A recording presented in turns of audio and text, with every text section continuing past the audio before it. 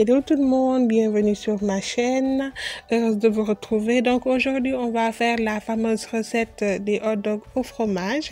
Salam mbokk yi nuy naa leen tey xanaa ma ñëw présenter leen rek recette au hot dog au fromage. Donc c'est une recette de rue coréenne qui est très connue. Donc vous allez voir, c'est très facile à réaliser.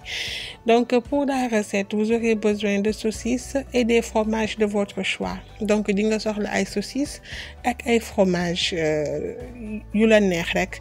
Donc là à mon niveau donc j'ai de l'emmental, de la mozzarella et des saucisses de poulet fromage et bien sûr donc des pics.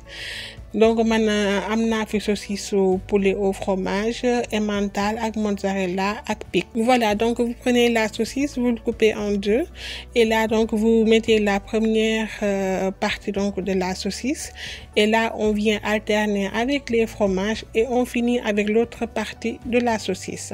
Voilà, donc ni jëlal sa saucisse nga dagg ko ci digg bi nga njëkk def benn partie bi ci pic bi nga alterner ko ak say fromage nga jeexalee ko ak beneen partie wu saucisse bi. Voilà, donc c'est juste comme ça. On va faire donc le tout et on revient tout à l'heure pour la suite.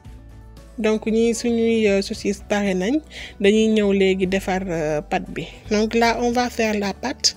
Donc là j'ai 250 grammes de farine, am naa fi 250 grammes de farine, un œuf, def naa ci benn nen, j'ai mis du sel, xorom naa tamit, j'ai mis du poivre moulu, def naa ci poobar bu mokk, un peu de curcuma et ça c'est des herbes de Provence.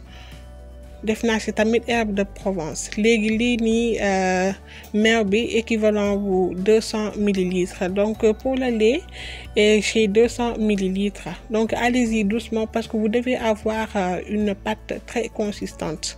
Donc def leen ko par tuuti parce que da ngeen war a am benn pâte bu xaw a dang bu leen di permettre ngeen mën a defar seen croquettes. Donc à côté nous avons de la chapelure. Donc am naa chapelure ku ko am tam nga jël mburu bu wow rek nga dëbb ko nga lay. Voilà, mu defal la sa chapelure. Et là on va l'assaisonner un tout petit peu avec les épices qu'on a. C'est une recette très rapide qu'on peut améliorer donc avec le goût selon notre choix.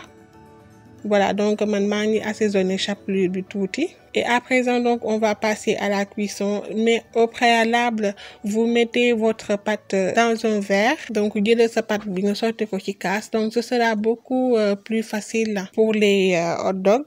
Donc là on va enlever l'excédent de farine. Donc boo defee ba nga xamante ne partie yëpp takk na mën nga ko ñëw dugal ci chapelure bi. Donc là on le fait passer donc dans la chapelure avant donc de le frire. Yomb na, gaaw na. Voilà, donc dans une poêle vous y mettez de l'huile quand celle-ci est chaude. Vous venez donc frire vos hot dogs. Et là vous voyez c'est prêt. Donc au-dessus j'ai parsemé de ketchup, moutarde et mayonnaise. Donc c'est vraiment très succulent. C'est très bon et c'est aimé de tous, surtout les enfants. Donc mi ngi nii pare na hot dog au fromage yi pare na, neex na te xale yi tamit bëgg nañ ko. Moi je l'ai accompagné avec une petite salade de légumes, des pommes de terre, carottes, maïs doux et concombre. Voilà les amis, la vidéo tire à sa fin. J'espère que cette idée de recette vous plaira. Laissez-moi des commentaires. Voilà mbokk yi, donc vidéo bi jeex na. J'espère que recette bi mu leen indil tey dina leen neex. Bàyyi leen ma ay commentaires. Et quant à moi, je vous retrouve bientôt pour une nouvelle vidéo. D'ici là, portez-vous bien. Bisous.